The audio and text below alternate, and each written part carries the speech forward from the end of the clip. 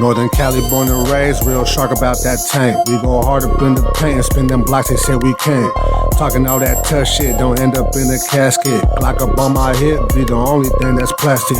Hit him in the belly, guarantee that boy gon' fall. It don't matter who you body, you still a ratchet. What's cracking with the gente on YouTube, man? Thank you guys for tapping back in, showing love, showing support, all that good stuff. Don't forget to hit that like button, leave a comment down under, subscribe if you haven't already. And as you guys can see through the title and the thumbnail, man, it's part 2 of the 3-part series of the neighborhoods that gave me the hardest time. The first one was BRS, Story and White. This one, obviously, was going to be part of the series, is Palmas. EHP, P-side, Porte, whatever those fools were saying back in the days. I don't know if they still do, but King of No Collar. So, everybody from San Jose has had a run-in with somebody from Palmas. It's just a given. It was a big-ass neighborhood. I mean, I don't know about now, if it still is as big as it was. I doubt it. Like I said, gangbanging has died out a lot in San Jose. Not that it's died out, but it's slowed down, definitely. And like I said, it doesn't matter what side you're from, north or south. You had a run-in with somebody from Palmas. It's a given. But that's why I mentioned them, because I didn't have too many dealings with them up until like my freshman year of high school. And that's because, I mean, everybody's heard of them. Everybody, if there's one neighborhood you hear throughout San Jose, it's Palmas. I don't know if it's one of the oldest. I know Horseshoe's the oldest, from what I know, from what I hear, I mean. And I know Palmas is up there too. Or maybe they're just the biggest. I don't know. I don't really know. But, so, everybody's had a dealing with these dudes. They're everywhere. Like, they kick it with everybody. There's so many that there's always, it seems like there was always somebody from Palmas in a group of Northerners. It could be a bunch of dudes from one neighborhood or different neighborhoods, but there was always somebody from Palmas in the group. It's so damn bad that you could run into these dudes on every side of the city. Like, it's not even just on King and Ocala where you're gonna find them. There's always somebody in a group of Northerners from Palmas, it seems like. Like, you could run into dudes from the mob on the west, and there's somebody from the P there. You could run into somebody from, like, I don't know, another neighborhood on the east. You're gonna find at least one dude from the P there. You could go to the north side, you know what I'm saying, the 13th Street or wherever you want to go. And like I said, you might run into these dudes. It's a big neighborhood. So my first dealing with these dudes was when I want to say it was the summer of 8th grade going to freshman year. I was going to summer school. And there was this one cat, and I'm going to say this right now, it was weird. There was a girl that was an 8th grader. She was like, I don't know, at most 13, 14 maybe, I don't know. And her boyfriend was already like 18, some dude from the P. And he would go after school and he would go, he'd pick her up basically, or they would ditch. He would go and they would ditch or whatever. And one of the times that he went to pick her up, I ran into him. And obviously I knew what he was. I don't know where he was from, obviously, but I knew what he was and he knew what I was. So he hopped out on me and we started exchanging words, you know what I mean? And he was like, oh, you know, where you from? And before I even responded, he was like, F scraps. And I was like, whoa, hold on there, buckaroo, slow down, dude. We don't even know each other. So, you know what I mean? So, dude said that, and I knew it was on and cracking. You know what I mean? I'm not going to lie. He got the best of me, of course. Dude was like 18. I was probably 13, 14. I was the same age as the girl he was dating, which is, like I said, weird. So, yeah, he got the best of me. But after that, the girl would always tell me, like, oh, Palmas has a green light on you. They have a green light on you. You know, kids threw that around like it was the thing to do back in the days. So I was, like, tripping. I was like, damn, I got a green light on me? I'm not going to lie, though. I kind of thought that was cool. I thought I was like, oh, that's right. And I remember throwing it around, you know what I mean, to my boys. Like, oh, man, the P has a green light on me. Like, I thought it was cool. Not knowing the severity of that. Obviously, I didn't have that green light on me. It was just something that either the boyfriend told the girl, and she ran with it, thinking that her boyfriend was, you know what I'm saying, straight with the business. Or she just ran with that. She just heard somebody say it and was like, oh, well, my boyfriend has a green light on you. Whoop-de-whoop. You know what I'm saying? It's probably one of those things.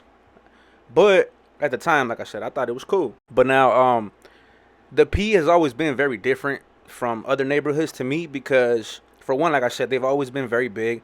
And I'm not going to throw out things that I don't know for a fact, but I will mention that At one point, I did hear that they were either gonna branch off of the North and be their own thing because, like I said, they were hella big at a certain time, or they were greenlit, something like that, something along the lines of like the P was not in the best of standings. Which again, I'm not gonna say that I know that for a fact. That's just something that, being from San Jose, you heard that all the time, and everybody thought like, oh, so these fools are gonna be like the Bulldogs, not knowing the Bulldogs, you know what I'm saying, they handle their business too. So it wouldn't have been nothing that the P couldn't handle, if I could be honest, as far as on the East, because like I said, they were the biggest. As I said, these dudes, they had their own lingos too. Like I said in the beginning, P side, it was their way of saying East side, like East side San Jose, they would say P side San Jose.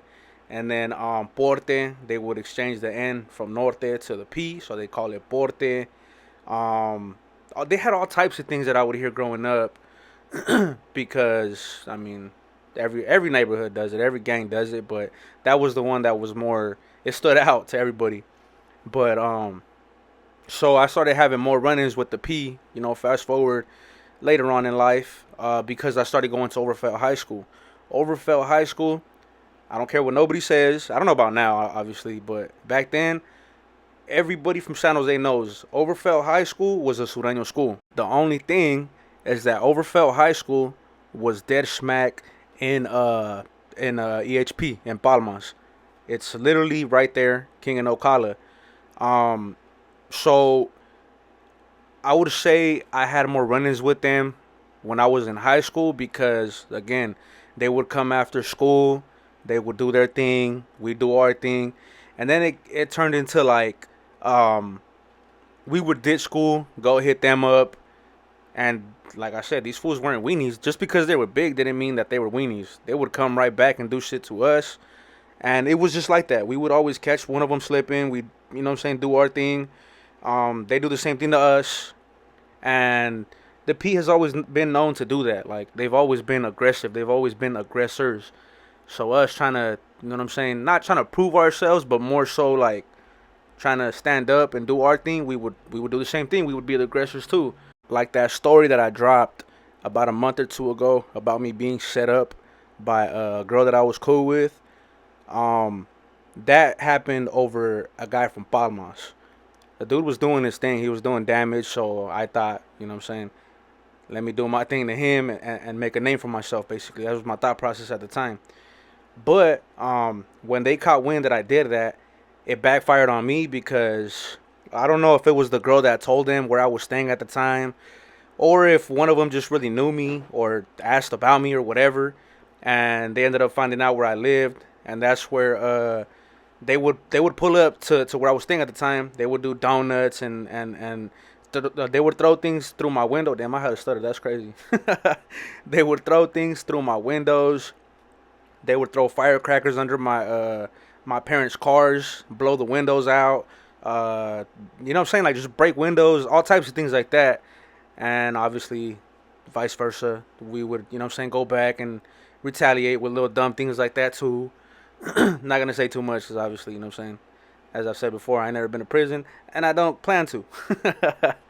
But yeah, man, so the P is just one of those neighborhoods that, like BRS, I went at it with them crazy. Like, there's so many of those dudes that I wouldn't even know. Like, I wouldn't even know if they were from there or not, but they were Northerners and they would see me, they would spot me, and obviously I dress a certain way, and boom, like, I don't know, I'd say 6 times out of 10, it was somebody from Palmas. If I was outside of the Story and White area, a lot of my run-ins were with Palmas. And then, just a little sneak peek for the next video. The neighborhood that I went at it with the most, aside from Palmas, was Westside Mob. A little sneak peek for the next video, so stay tuned. But yeah, so that's... Oh, and you know what? Actually, no. Before I end this video, let me just say this right now, before anybody gets butthurt. These videos are not for me to say that these are the only neighborhoods that did their thing. There's obviously plenty of other neighborhoods that do their thing. I'm just saying for me, you know what I'm saying? Like I said before, my channel speaks for me. So I can't tell you what neighborhoods did what to who. I mean, I can, but it's not my place to say. But I'm saying, as far as me, those are the 3 neighborhoods that that had an impact basically to my life. You know what I'm saying? BRS, Palmas, and like I said, stay tuned for the next one, West Side Mob, and the Eastbound Locals a little bit, but not as much as the Mob. So like I said, this video is not intended to make it seem like those are the only neighborhoods in San Jose that did their thing. Because obviously I've had run-ins with damn near every neighborhood in San Jose. Well, at least on the east side. And from the west, I've only had run-ins with the Mob and like 2 run-ins with Horseshoe. Which, if you guys want to hear about it, let me know. I'll tell you about them. But yeah, so with that being said, that's the end of the video. I hope you guys liked part 2 of the neighborhoods that had the most impact on me, the ones that made it a little rough for me. And yeah, that's the end of the video. So like I always say, man, the goal is to make it out the hood and not stay in it. Don't forget to hit that like button, leave a comment down under, subscribe if you haven't already, and I'll see you guys in the next one.